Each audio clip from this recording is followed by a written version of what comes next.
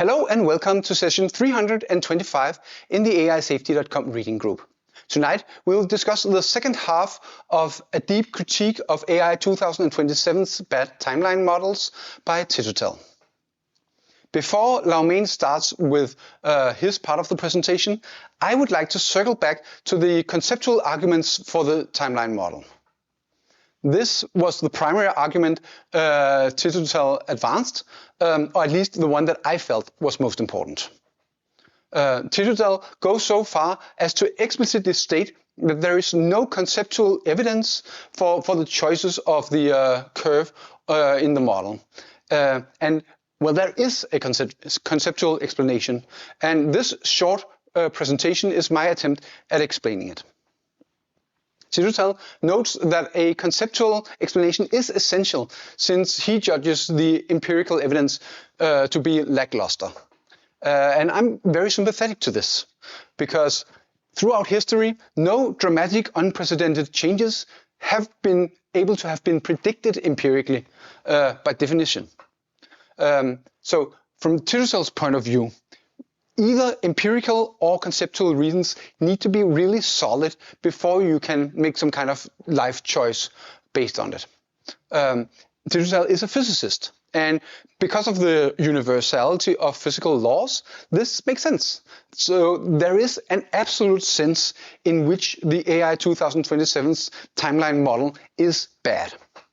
But in AI safety, we have to make choices in the face of limited information and poor models, because doing nothing is also a choice. So let's look at the model that needs to be justified, the super exponential growth curve. Titotel notes that super exponential, many curves grow faster than exponential. So what model is chosen? And Titotel notes that there isn't really a good explicit explanation, certainly no curves given mathematically. There is a description saying that successive doublings take 10% less times. It's very short. It isn't really mathematics. And Titotel finds the simplest equation that satisfies this. You can see it here. And the math looks correct, but this is only a partial description and it's very simplified because of course, Daniel Kokotaljo and Eli Lifeland have many more parameters in their model. And Titotel finds a curve that has all the parameters, the one that is actually used in the code. And it is this ugly formula. So yeah, it is somewhat large, and I am sympathetic to why Titotel thinks that's just an arbitrary or at least poorly justified formula. But I will argue that this is actually really simple on a conceptual level. And also, this is the standard model that we've been talking about in AI safety for a very long time. Of course, when you look at the model, you must recognize that I can't really argue it's literally the simplest. And the explanation that I give is not one that will be able to convince anyone, because fundamentally, predicting the future in something so unprecedented is just really hard. In order to explain the concepts behind the formula, I will start all the way back to very, very basic concepts. So the simplest growth curves, I will call these non-recursive growth. An example of non-recursive growth would be my hair. My hair grows 1 millimeter per day, and nothing affects that basically. So the change in the length of my hair, we call it y, over time t, is a constant, and we'll call that constant a. And the formula that solves this differential equation is the classic linear formula, and you can indeed use that to calculate how long my hair will be at any given time. But here we are talking about concepts, not calculations. We are not interested in the numbers, we're interested in the concepts. So for this reason, I'm going to choose my units very carefully. So to make the model simple, my hair grows 1 unit per day, and the length is conveniently has a baseline of 0 just around the time we care about. So we get the very simple formula y of t equals t. This is a really simple model. Technically, the constant function is simpler, but that's not really a growth curve. In particular, one of the things this curve is not is recursive. So I believe this is a conceptual model that is S-tier in a sense, right? And I believe and I hope that if we were talking about my hair, Digital would be reasonably satisfied with this description. So let's move to something more complex, to growth models through what I and Ilya Yudkowsky calls recursifying. So we start with a non-recursive growth process. It could be my bank account. It earns 5% interest every year. But we recursify this by placing the interest back into the account. So we get compounding interest. This is recursive because if you want to calculate how much money is in my bank account after n years, then you look at the contents the year n-1 plus 1 year of interest. So I try to explain this, and maybe I explained this concept really, really poorly. But even though my explanation was bad, this is a real concept that I'm pointing towards, because there are in fact many real systems that work like this. Like if you look at the growth of the GDP of a country, it's recursive in the same sense, because the improvements that happen in a given year has as input the state of the country the year before. And we have things like Moore's law, where to produce a new generation of chips, then you need some input, and the key input you need are the engineers and the fabs and the knowledge of how to make the previous generation of chips. If someone postulated Moore's law conceptually before it was observed, I think I would be pretty skeptical. But of course, we see this kind of growth curve very often in practice, so my skepticism is unwarranted. This is a good explanation. I would rate this conceptual explanation like low A tier, maybe high B tier, because recursion is somewhat mystical. But for now, let's accept that there is such a thing as recursifying non-recursive growth, and let's see where it leads us, right? Because if it's common, then as the saying goes, this has to add up to normalcy. Okay. When you recursify a non-recursive growth curve, you get something else, and I'm going to call this an improvement process. Example includes like Moore's law, factories improving, and this recursion can be smoothed out, so it's not just once per year. So the change is proportional to the previous result, or we are solving a new differential equation where we change y of t with so it becomes a differential equation. And the solutions, Digital is a physicist, so I expect he is very confident in this. So we have curves that have y of t equals capital A of e to the tth. And again, we're not really interested in calculating y. We are interested in understanding the concepts. So we're just going to drop the a. Now, the conceptual relationship between exponential functions and improvement processes, that has to be S-tier as well, because this is something that is really well accepted everywhere. Okay, we've recursified once. Can we do it again? Like, it seems like a thing that you could potentially do, feed the input back into itself. Applying the improvement process to itself, so you get exponential more optimization power by again making this into a new differential equation. What should we call those that have been recursified twice? I'm going to use the term recursive improvement process for a recursified improvement process. And of course, this is referring the standard recursive self-improvement, where the improvement is being done by the improved intelligence. And we don't really have a lot of empirical evidence for this thing ever happening, for reasons that will soon be obvious. Raymond Kurzweil has this concept of double exponential growth, and he has tried hard to find some empirical evidence for this. I'm unsure whether that actually counts. Anyway, let's try to recursify. So we said dy dt equals e to the yth. What does that imply?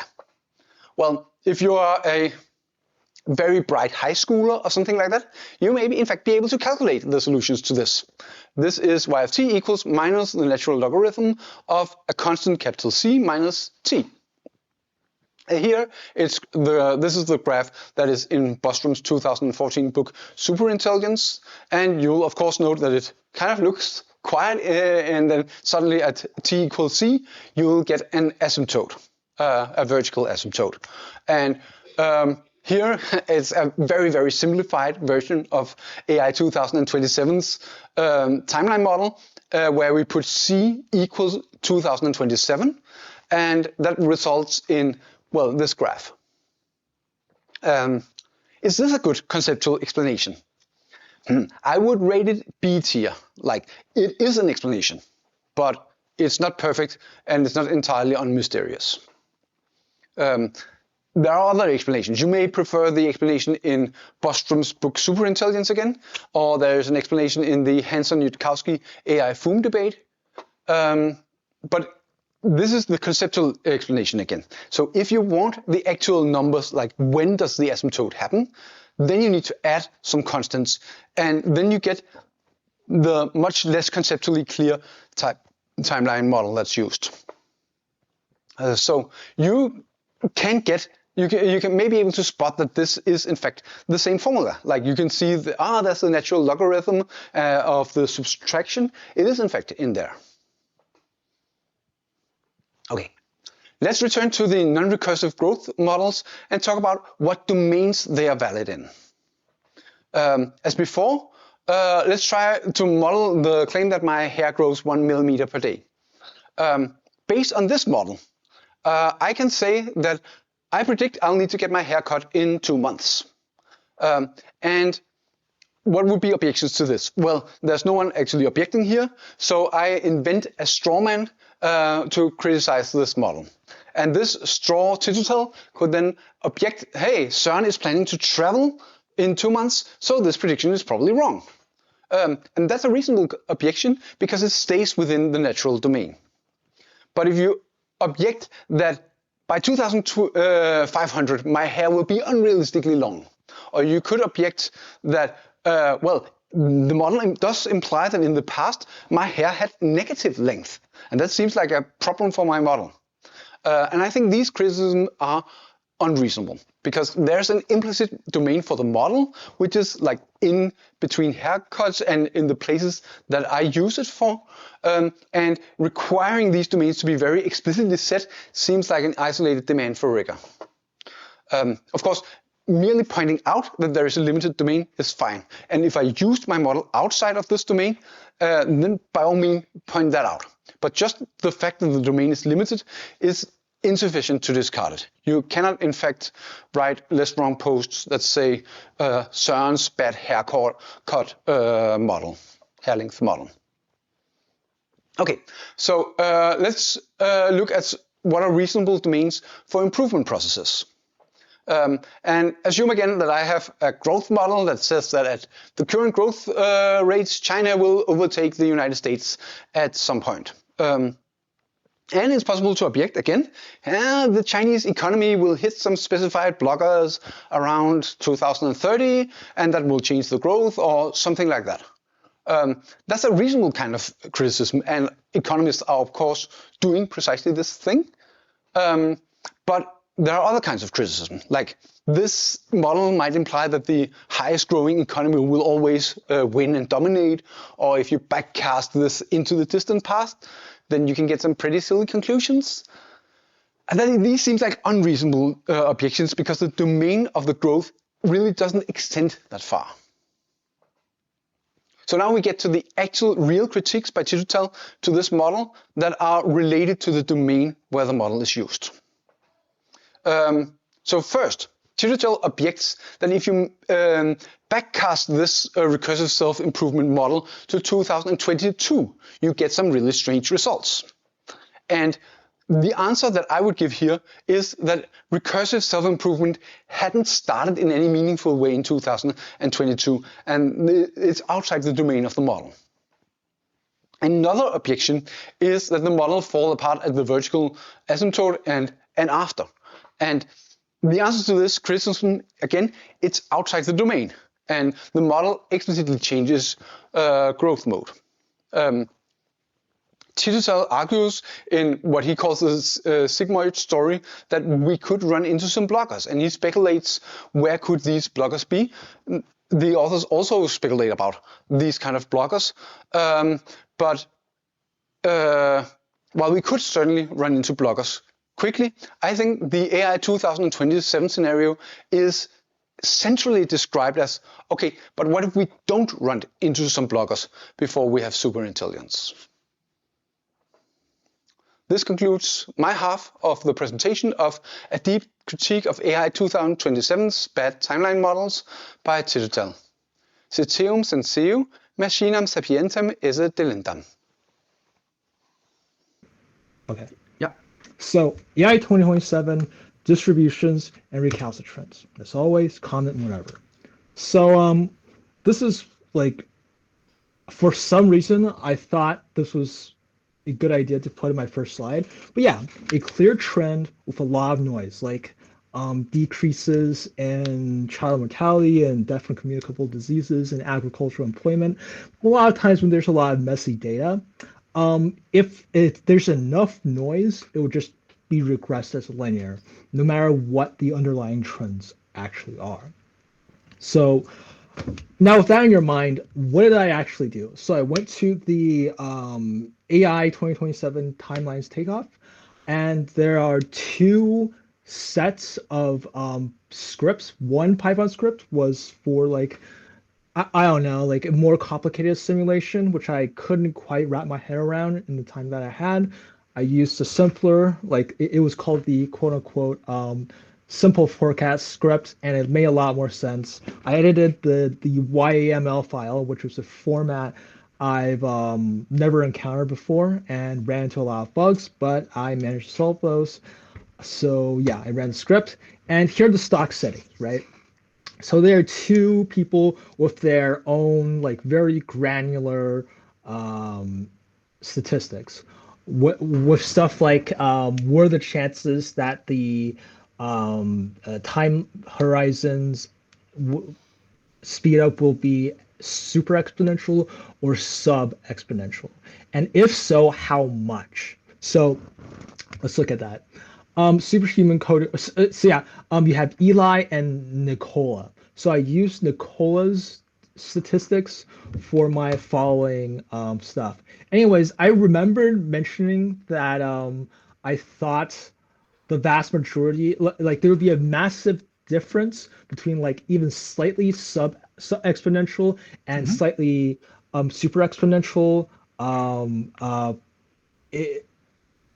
recalcitrance in terms of increasing time horizons. And if you look at that, that is exactly what we see. This is pretty much what I expected.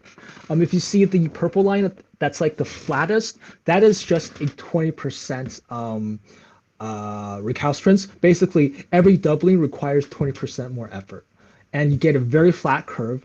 And what's really interesting is that the authors gave like a 10 to 15% probability mass for sub exponential time horizon growth, which I think is unreasonably low. And if you look at the exponential, which is the yeah, I asked an AI to set the hexadecimal values for the colors, so it's not too distinct, but it's roughly the same as Nicola's predictions. You know, everything averages out. It turns out the average is just exponential, and super exponential happens a bit faster, but like, yeah, the main thing is that I think they are discounting sub exponential growth in terms of time horizons.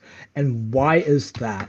So I think going from 1 hour to 8 hours in terms of time horizons is going from like median human to very, very smart human. And I mentioned this in my last presentation. 1 hour timelines are just simple programming tasks that have been done to death. There's been thousands of documentations, independent documentations, and solutions and stuff like that, and individual tutorials.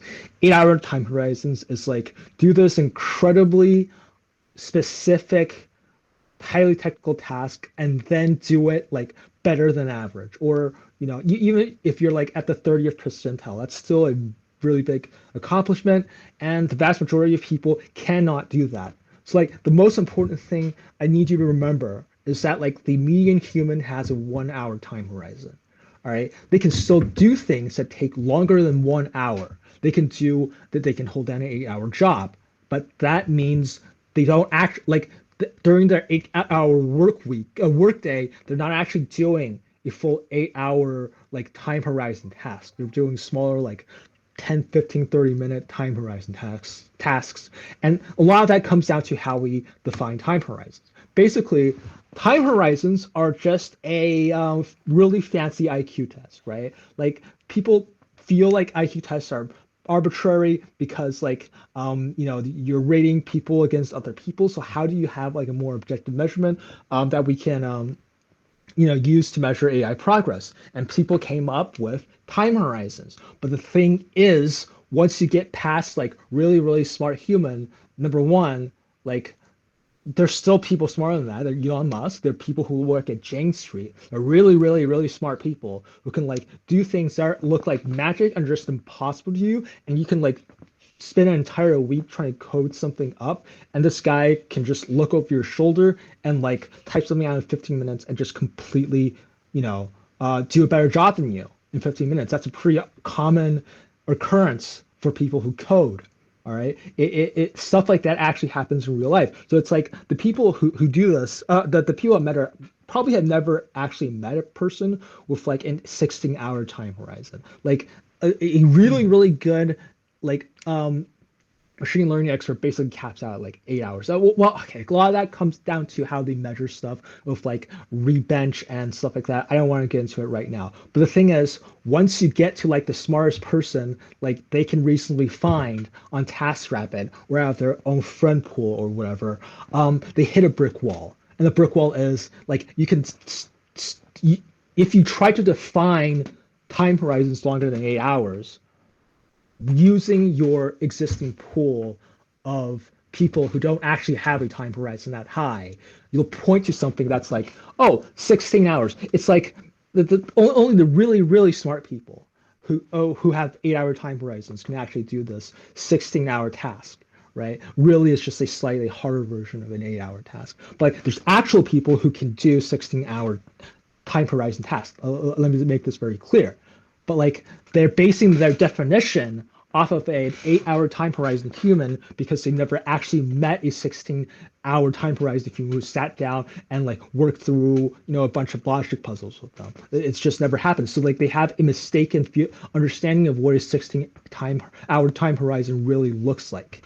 Right. And also once you get past the smartest person who's alive, the time horizon stop making sense. So they point to like, oh, a 16-hour time horizon task. That's like, yeah, no. I've seen people do that. It's a lot easier going from 8 hours to 16 hours than it is to go from 8 hours, it's 4 hours to 8 hours. It's like, yeah, it's easy, which means like your measurement system is breaking down. It doesn't mean that like, oh, because like your measurement system, you're seeing like an exponential increase, like it gets exponentially easier after a certain point.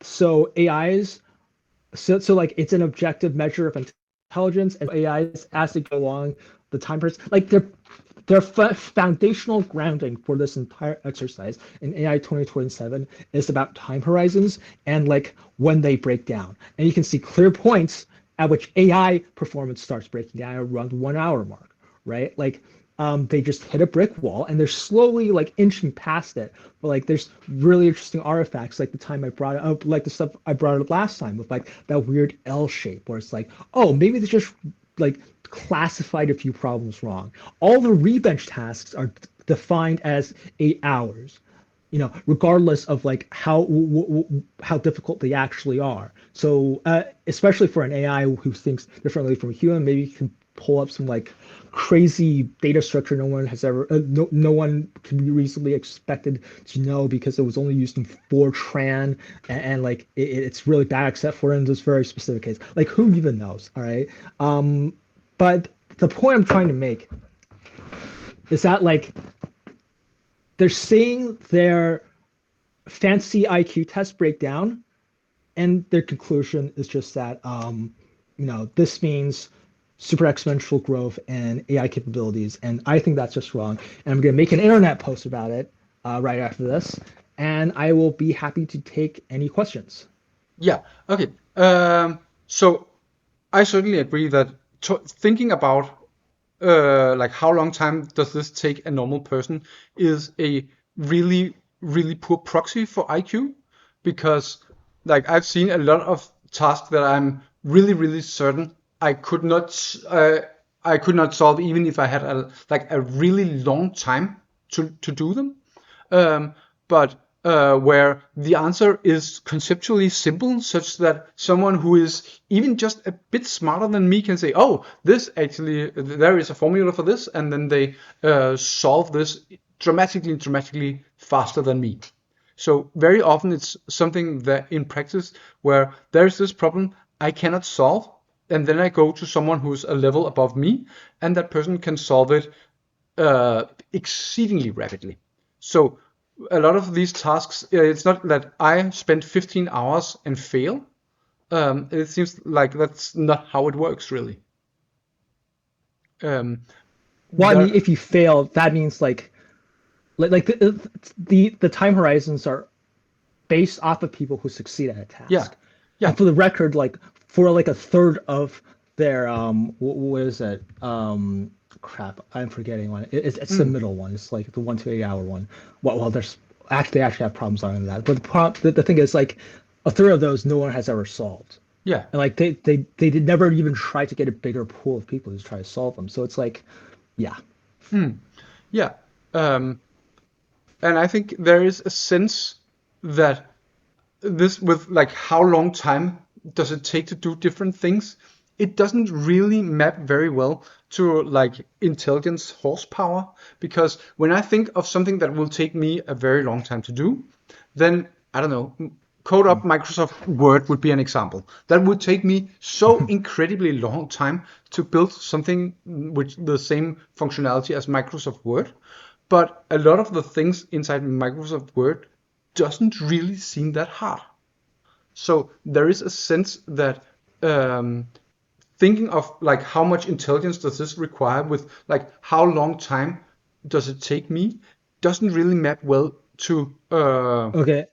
to All right. reality. First off, sort it probably is exceedingly hard to actually code up Microsoft Word.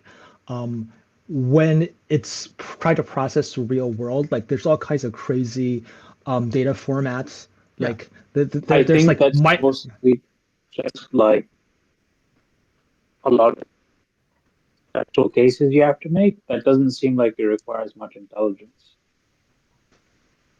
yeah, I don't know. My gut feeling is that like there's a lot of difficult stuff involving file formats, and it takes a lot of intelligence. But this isn't my mm, specialty. yeah. I'm trying.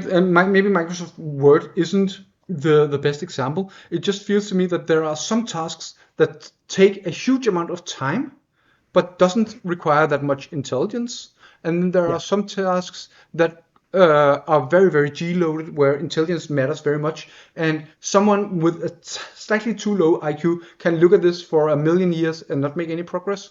And someone who is just a bit smarter can look at it and instantly say, "Oh, the solution is 42." Yeah. So So what is actually going on in the in time horizon stuff? Because it feels like, yeah, a lot of these I looked at the problems and they're like they're actually less G-loaded and more tilted towards like comp- uh, computer programming experience, like very specific computer programming Yeah. experience. And it's like I think they were just trying to find tasks that were like complex enough. They were looking for complexity, right? They didn't want something that's like super G-loaded where a person just looks over your shoulder and gives you the right answer. Because like, well, who knows what's actually going on under the hood. But they have these like multi-component, highly complicated tasks that like start to fall apart if you can't like have the mental action of like holding this thing together all at the same time. I think that was basically what they were going for. And in that sense, time horizons were a pretty good way to have it. But the thing is, what once they ran out of like frontier smart people, their model breaks down. And that's like I think that's exactly the point where they think computers are going to go super exponential and reach, super intelligence. Yeah. I mean, obviously, from an AI safety point of view, a lot of the danger happens not when the IQ reaches a billion, but when the IQ reaches, I don't know, 200 or 220, something like that. Like the specific moment when the AI is smarter than the smartest human. That's where I all the think that danger the thing happens, right? is that they needed something that like reflects real life capabilities. Like you can actually do things in real life in a way that IQ tests aren't, because AIs are obviously going to be incredibly good at IQ tests because they're really good at pattern matching, and that's what we use, like, and that's what correlates really really well with G and human beings. Yeah. But I AIs mean, aren't yeah. human beings. I also like IQ tests, you're doing that on a timer, and there is like obviously if you buy And a twice as yeah, fast and computer, it will be there's an assumption that you haven't taken an IQ test in the recent past, that you yeah, that's haven't also like, yeah, that it's like not in your head, which is obviously is going to be the case for an AI. yeah. So let's come up with some a bit more like Bostrom have these 6 cognitive domains, and one of them is like economic productivity, which is kind of like computer programming. But you could also imagine like hacking, for instance. That imagine you have like the very best offensive hacker and the very best defensive hacker, right? Defensive hacker isn't really the thing. Cybersecurity expert who is securing a system, right? And once the AI becomes the second he becomes like 1 iota, the AI is 1 iota better than the best offensive hacker, then presumably the AI will be able to like break into a huge number of systems at once, which I is kind of the mean, thing we feel is I think dangerous. it's like I think it's like much more smooth than that, because Yeah, it's not like, oh, you get slightly better than the best hackers in the world and you suddenly get access to everything. It's more like, well, you gradually get access to more and more systems, yeah, some of which no one would care or yeah. notice if they're, pried open. But like, I do think that. really, really good hackers oftentimes like end up dead or in Mhm. jail wishing they were dead. Yeah, I would imagine something like that. But it's not just like when you get around close to the area where the smartest, like I think a lot of the smartest security experts probably work like in the United States government's securing NSA, and probably also at Microsoft. I imagine that like Azure have some really really bright security people, and probably all these people have an IQ around like a security IQ around 160, 180, something like that. And once it becomes smarter than this, a huge number of opportunities arrives. And that's also the area where it becomes like a slightly better politician than the best politician, and it becomes a slightly better social manipulator, slightly better AI researcher, slightly better everything. And that's like the dangerous area. Yeah. Okay.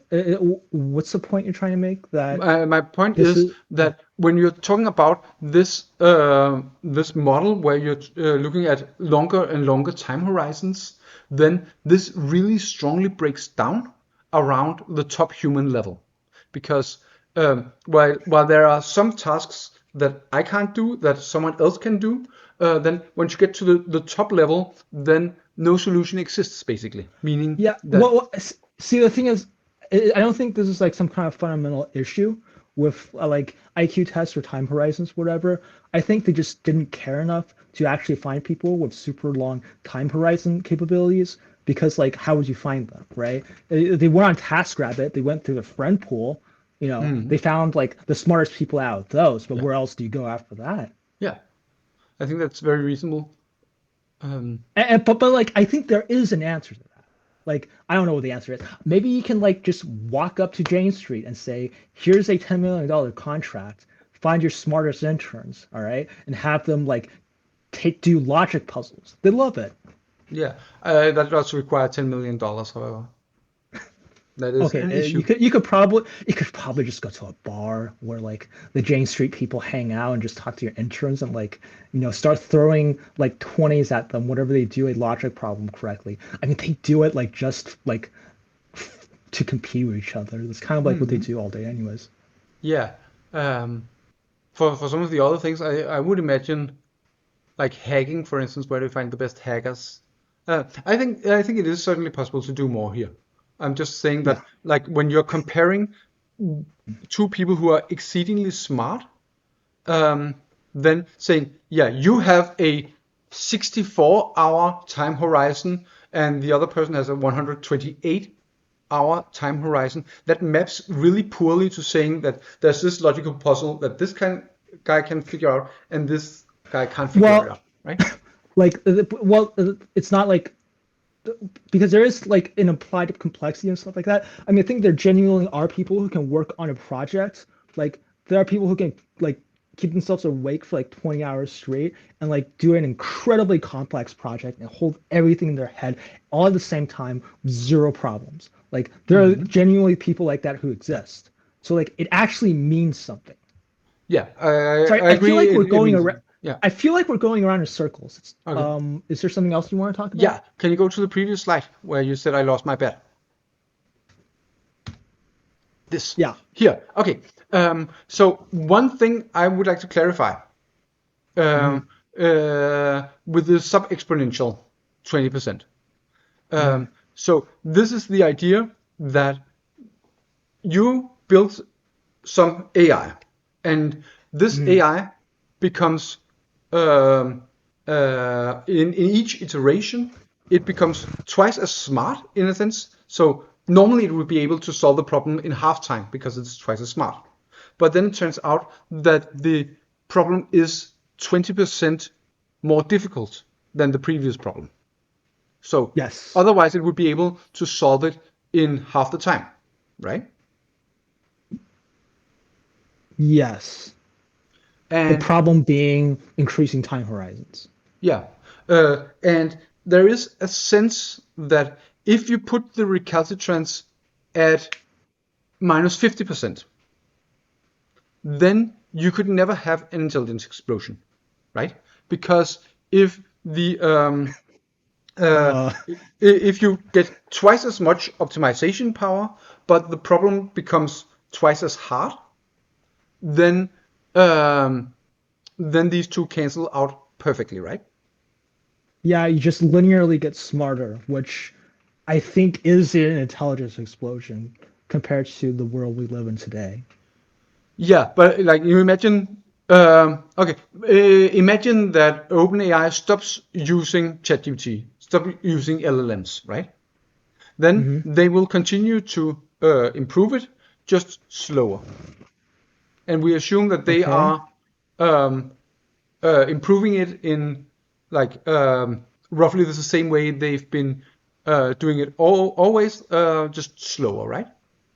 So Hmm. ChatGPT is improving um, exponential in the sense that like every 5 months there is a version that is 20% better or something like that. If we assume this is like the growth curve we're on right now, I don't know, is that Hmm. reasonable? Um, then we would obviously expect that it would be slower if there is no extra bonus optimization power from them using their own model with them. But but you would still expect it to continue as an improvement process, right? Okay. So, Sure. so with minus 50% recalcitrance, you don't get an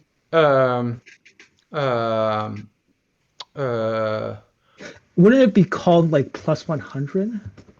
yeah, okay, plus 100. Yeah, sure, you're right, of course. So the problem becomes 100% harder, but you also have twice the amount of optimization power,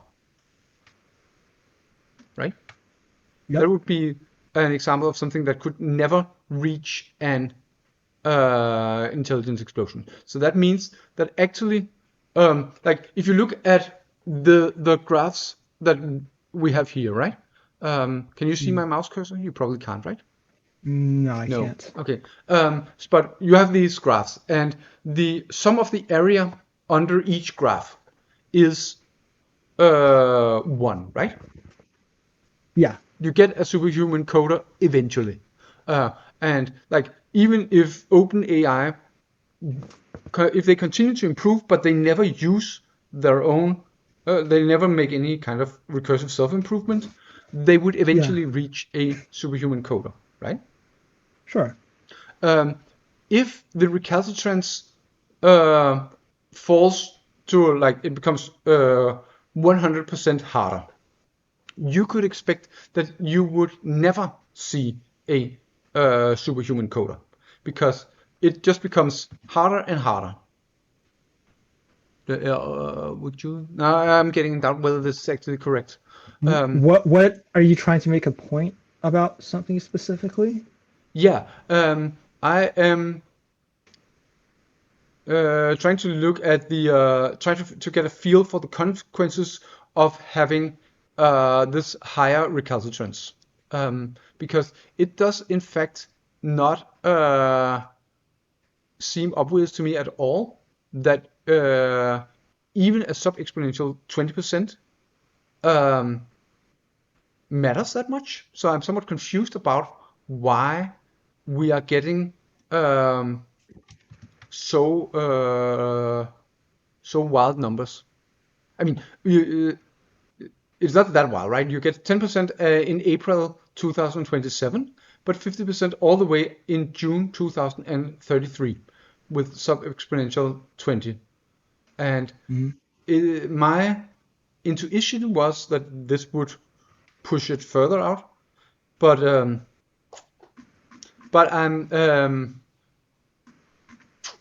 yeah, Yeah, I mean, the effect is I faster than haven't I looked into expected. their model as much as I really wanted to.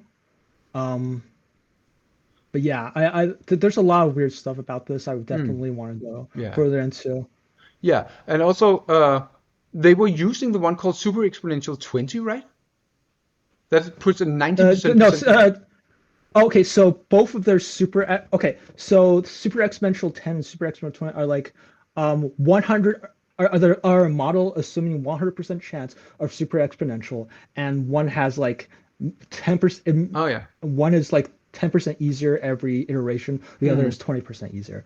And their base Yeah. model assumptions for both people were that if things were super exponential, it was 10%, and if things were sub exponential, it was also 10%. Okay. Interesting. Okay. I think I might have okay. So yeah, I So think essentially, what's happening is their individual predictions were basically the sums of their models, right? Like hmm, Nicola's prediction is like 0.45 times super exponential yeah. 10 Okay. plus, 30 times exponential, and so on and so forth. Hmm. Okay. Now I'm getting a bit in doubt. What was my actual prediction? I wrote it down. So let me just see if I can find it here. You can't see my screen, Uh, but I can say should I end screen share? yeah. Hold on. Um, so I will just share my screen here, and you can see my screen here. these were the predictions that I gave. Constant recalcitrance only pushes out timelines a tiny bit. And if you make a small positive recalcitrance, that also only pushes timelines out a bit. And you made a counter prediction. Significant majority of model differences will be driven by recalcitrance. So these are the statements. Can you reshare, please? Oh, okay. I don't know if that's a way to. Well, Oh, I think you just click on the one you want to see. oh, neat. Okay, so my claim is basically that if we go from the super exponential 10 to 20 to exponential, then that only pushes timelines out a bit. And as far as I can tell, the median goes from 26 to 27 to 29. Is that am I reading the graph correctly? Well, there's like statistics on the right. Yeah. So I believe I'm reading it right? That Yeah. if the model has super exponential 10. And that says that it will happen in 2027 February. And if you just put to the standard exponential with constant recalcitrance, that pushes it out 2 years and 6 months. And That's that was like twice as long. yeah. So is this a bit interesting? I would have expected slightly less, but I think And then, okay, I think it like doubles again if you set recalcitrance to 20%. yeah. Like obviously, if you just move around the middle of exponentiality, you're not going to see much difference. But like if you move the numbers a bit more, you're going to see more Oh my God. movement. It's because this graph is written on top of each other that I actually read it wrong. So just real quick, super exponential 10 says February 2027. If you go down to Yes. exponential, the one in the bottom, then it pushes it out from February to December, the 50%, right? Yeah. So Oh crap! No. Give me a second. Yeah. No, it's fine. Yeah. okay, That's right. so in that case, making the recalcitrance constant moves it from February to December 2027. And I said my prediction was it would move it out a tiny a bit. I think moves it out a bit, and I claim that that was in fact a pretty good. If it moves from February to December 2027, yeah, that counts as a bit. But I think you're specifically talking about super exponential versus sub exponential. I wrote both. So I made two predictions. First prediction was constant recalcitrance only pushes out timelines a tiny bit, and that's from February to December. And the second thing I said that small positive recalcitrance, which is opposite of the assumption, also only pushes timelines out a bit. And so the first one pushes it out from February to December, and the second one pushes it out from December 2027 to August 2029.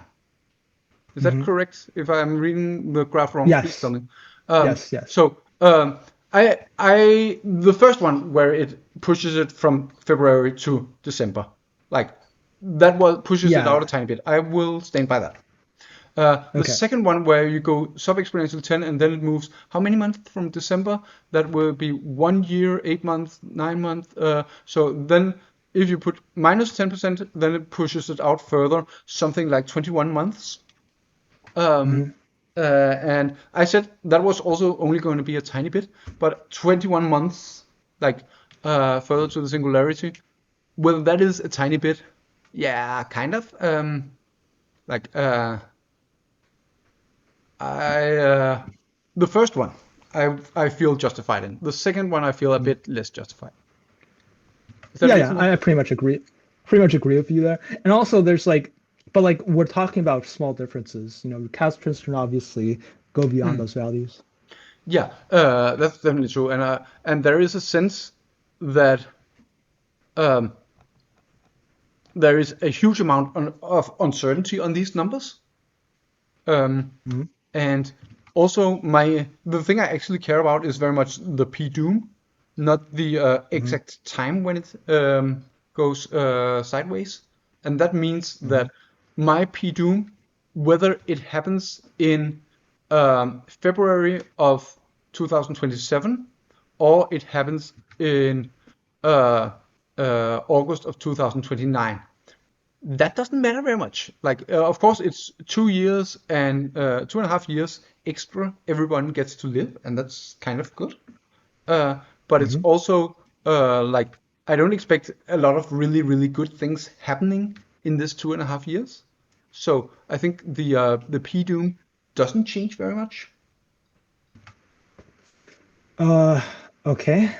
So one thing I will conclude Well, from I this. mean, a takeoff taking twice as long, it actually is a big deal. Yeah. Yeah, I mean, but the P Doom doesn't change very much from that. Uh, but I would agree that this is a substantial issue for the timeline. I think based on this model here, um, Hmm. I would have recommended Daniel Cocotaglio and the other authors to skip the decrease in um, recalcitrance. Because if they had said, we are assuming constant recalcitrance, we would not be having this discussion, right? Because assuming Yeah. constant recalcitrance is like the really, really obvious choice. That makes the model Yeah. dramatically simpler. And it evens out. It's actually basically the same prediction.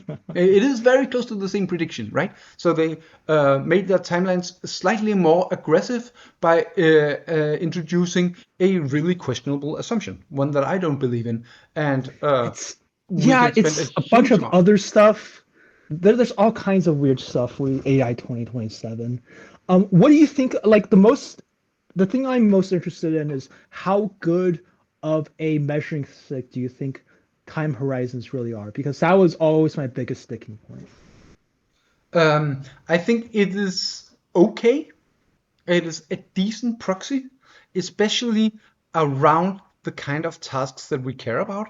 But once you get to the high and highest human level, it kind of falls off.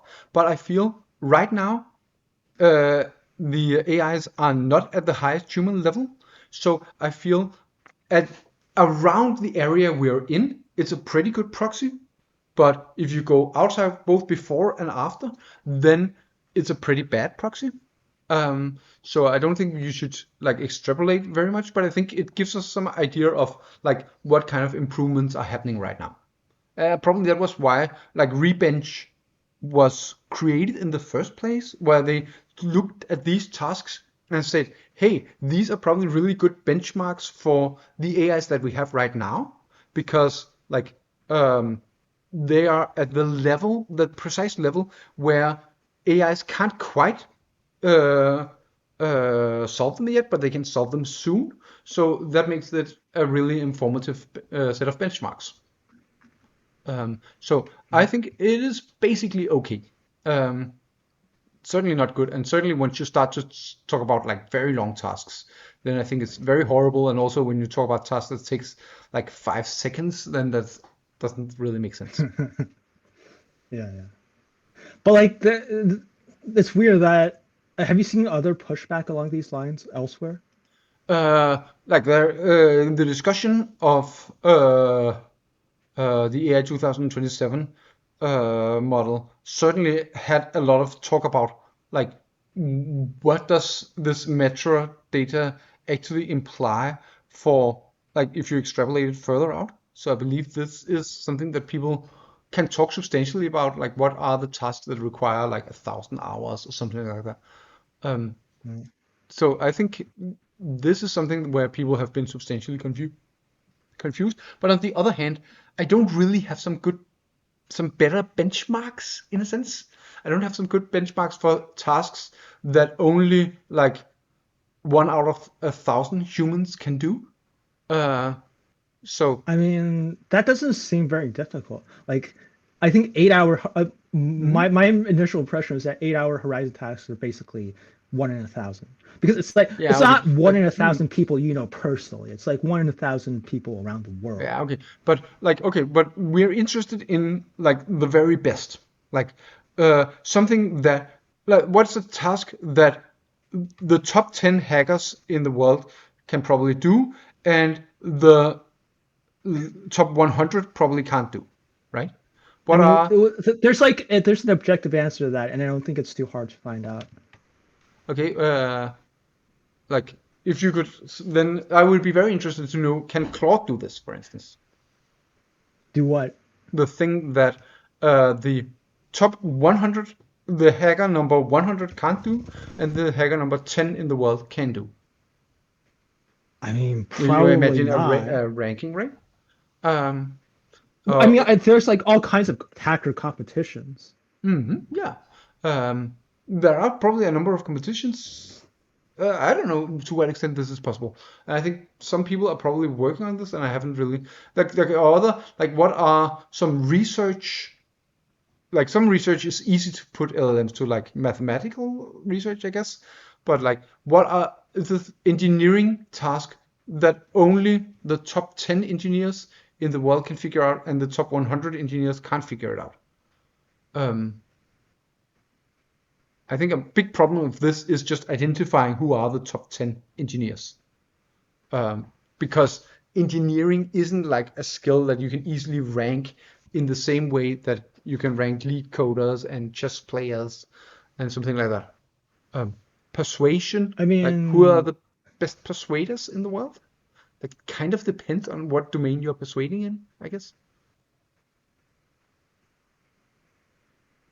okay. So um, I would love to have better benchmarks, but I can't see a good way to get even better benchmarks.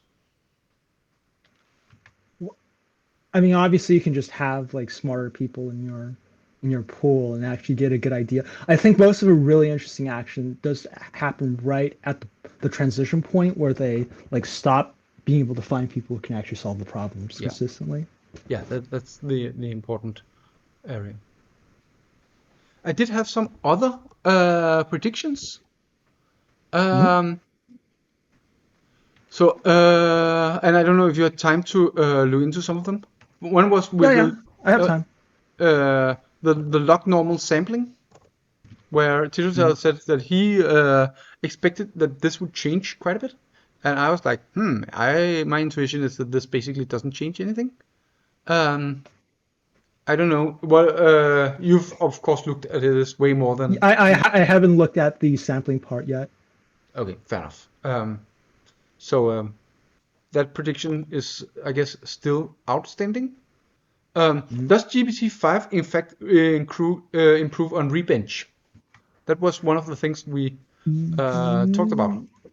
Um, I uh, think I saw something that might have implied it, but it was yeah. like a composite test with Rebench and HCAS, and they didn't like separate stuff out. But like the L, like the space in the L, like kind of got Hmm. filled. Yeah. So like something is happening. Yeah. I think I said 60% chance that it would improve. But I also said something about whether this is a new model. Because I said if it was a new model, then I would lower my probability that it was an improvement. To what extent is GPT-5 a new base model?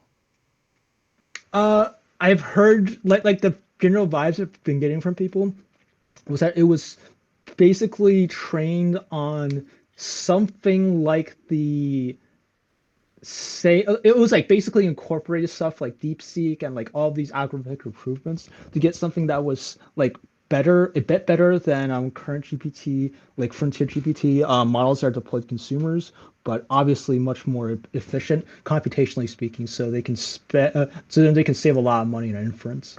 Hmm. Yeah. Okay. Yeah, I think that was also my predictions. Um, they do a change in models halfway through. as far as I could tell. That was the description that Titutel had, and I think also the authors said something about that, but that wasn't really clear. So if you go to the AI 2027, then you website, then like can you go to the AI 2027 website because you have shared your screen, so we can just check. And so there was a description in Digital that they were changing the model at some point, and I tried to like see if I could find it easily, and I couldn't find it. And that is obviously, as you scroll down on this, you can see that the numbers on the right go up in a sense. Oh yeah. Yeah, And yeah. then they go up, and then they go up, and then they go up, and then they are saying around. My understanding was that was around the end of 2027.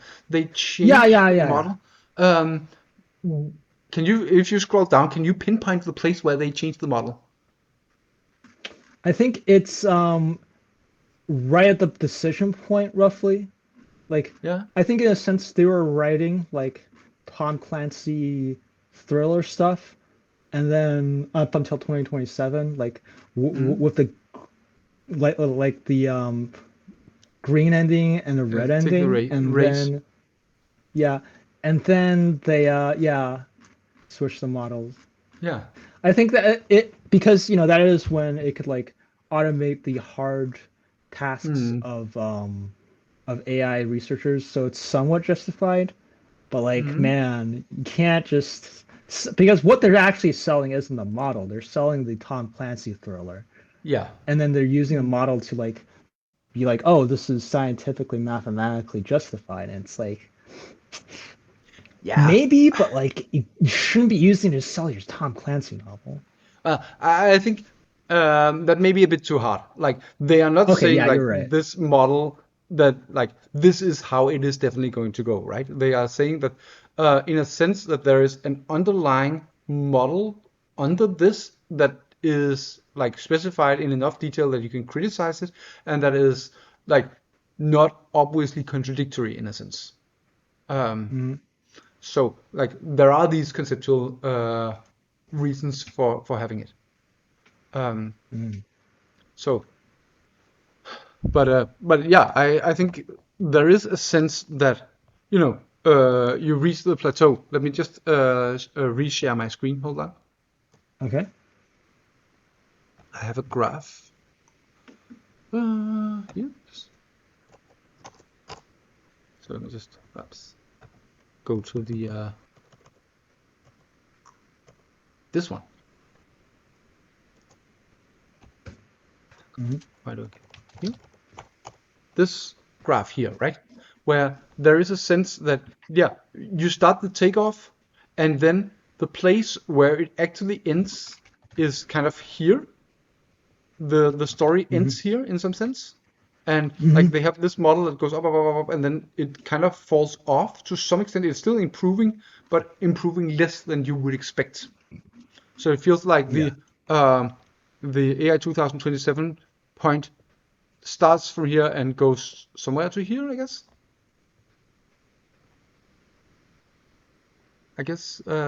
So there is some kind of blocker here. I think I also tried to say in my presentation here that the central assumption is that there are no unknown blockers before superintelligence, but it appears to some extent that the AI 2027 scenario does have some blockers once we get to here. Like there are some, Mm. because if this had just continued up, then we would see an asymptote, and we do not, in fact, in this AI 2027, AI 2000, can't the right numbers from this angle. Um, like the numbers go up, and they go up dramatically, but you would expect if this was like this asymptote, then if this goes up with the asymptote, like that would be way faster than this, right? Mhm. Yeah.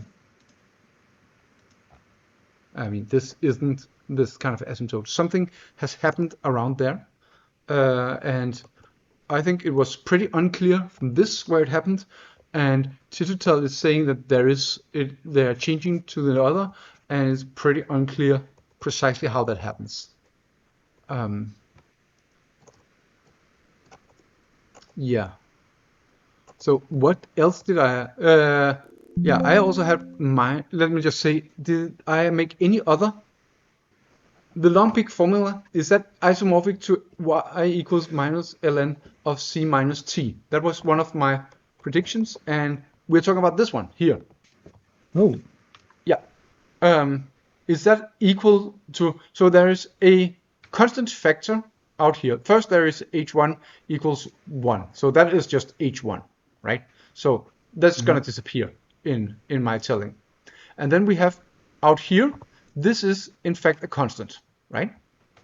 So there is well, I y. mean, they do manipulate stuff in there, though, right? To like, Sorry?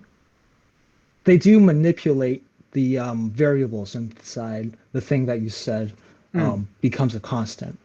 Yeah. Yeah.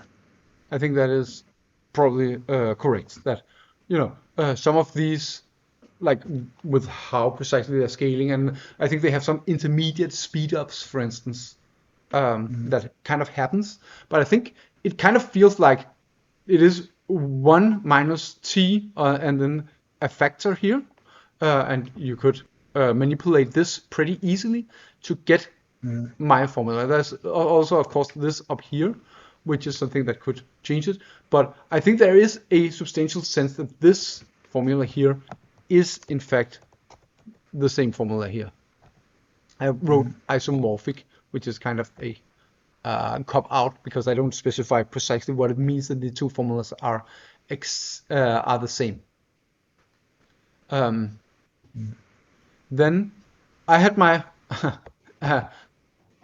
this idea that it is the simplest, and of course it's like when I'm saying this is like the simplest model, there is a sense that yeah, it's not actually the simplest, right? My explanation of all this, what were going through your heads when you heard my explanation? Did this make sense? Yeah, mostly. It made sense at the time. Like, it doesn't make sense now. Yeah, yeah. Like I think a substantial part of it was this idea that okay, you take the formula here and then you change that into a differential equation, right? This recursifying thing, where part of it was also actually considering sending this to Titusol, right? And my gut level intuition is that physicists are really comfortable with differential equations. Like, if physicists are really, if Titusol is really has a conceptual understanding of differential equations, then there is a hope that when he sees this, like I imagine this implies this, for instance, is something that I expect a skilled physicist will say, yeah, of course, right? I don't actually know because I'm not a physicist, but like it's an attempt to bridge this gap between the AI safety world and the world in which a physicist lives in to try to speak his language in a sense. So I would be curious to see whether he feels this is persuasive. I said like I think I called it like a B level B tier. So this S tier, A tier, B tier, C tier thing. And like I don't think this is a perfect explanation. What are the things that I feel now I feel my explanation is not perfect. What does that mean? There are things I didn't explain quite well enough. For instance, I'm dropping the constants. Am I confident that this is in fact a good idea? Like it could be that this B, once you put it in, then you actually get something that behaves meaningfully different. I think that's a possibility that like I've simplified too much in a sense. why else do I feel there's of course the fact that this recursifying, putting it back into, this is like a discrete um, thing that you put in like every year on the 1st of December you do, the 1st of January you do this, where the exponential function is something that happens all the time. That is also kind of a thing where I feel, Oh, right, yeah. I did a different set of stuff where what was it? I think if you set the hold on, I actually have this stuff here. Give me a second. so This is actually yeah. let me pull up the slides.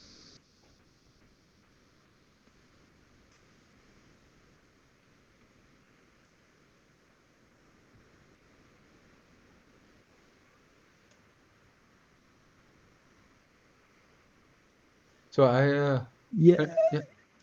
yeah. Oh, sorry. Um, crap. Let me just actually put that into my PowerPoint real quick.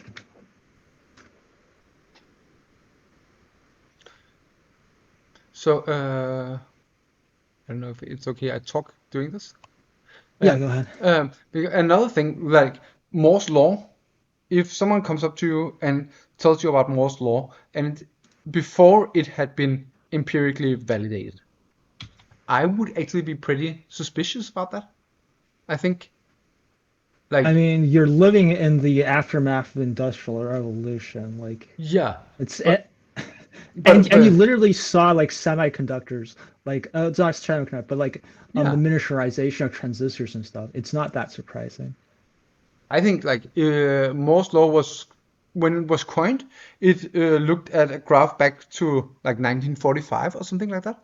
And I think if I was in 1945 and trying to and someone came up to me and say, "Hey, in the year 2000, we will have double this every 18 months," I would have said something like, "Okay, that it's gonna be harder and harder to fit all these um, transistors on a Vacuum chip. tubes. Yeah, it's gonna be harder and harder, and it feels in some intuitive sense like that the last doublings must be dramatically harder than the first ones because like at the early stage you could still like with a you could still do I that mean, I reasonably. think you picked the wrong year because I think that was a time when they were like miniaturizing vacuum tubes at an Yeah. incredible pace. Yeah. I mean, I'm obviously wrong here because if Yeah. I in 1945 had said I don't believe in Moore's law, I would have been wrong, right? It's just that I I kind of have an intuition that the arguments behind Moore's law are not well understood. I can't really explain that. Um, could you have Yeah, so the one on the left is normal hold on? I haven't been conditions. able to see it. I can only see myself. Why can't I see you? Maybe I I think can. Yeah, I can. Yeah, go. okay. Right. So yeah, the one on the left is for what's it? It's for normal conditions. One on the right is if I had it so that Hmm. um uh you have so that there's like a 100-day in real life training period before you Hmm. can incorporate your what's it called? Your growth. Improvements. Yeah. Yeah, yeah, your algorithmic improvements into the next model. So Hmm. it's like I think I might have had some like really weird floating point errors because I used division at one point, but overall it pushes stuff out a couple of years, like Hmm. significantly. Yeah. Yeah. I think that's um, another potential issue with the AI 2027 model is that they assume that there is pretty soon some kind of online learning paradigm that means that they can ignore the factor that you are presenting Well, here. yeah, it's awfully convenient Yeah. that it saves them from doing more math. Also, Yeah. incredibly weird thing I found looking through their code is that like it's like Mm. it's like I think I code better than these people. Have you seen the code? I haven't seen the code, no, but Okay, no, it's just it's like weird. I'm getting this feeling that it's like they could obviously use a mathematical model instead of running really, really, really inefficient Monte Carlo simulations. Mm-hmm. And like even if they're plotting, like the plotting takes a ridiculous amount of time, which is like should never be the case. Mm. Like how is that even physically possible for the plotting to take like like 20 seconds on my computer? That shouldn't be like Mm-hmm. obviously they're not. It's like I want to say that AI wrote the code, but AI would have done a better job.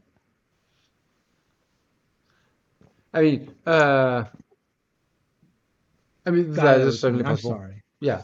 Um, but But like yeah. definitely I want you to take a look at the code and like actually do this stuff because I Hmm. want someone to like actually tell me when I'm wrong.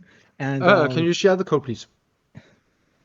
oh Like, I am. let me link. Hold on a second.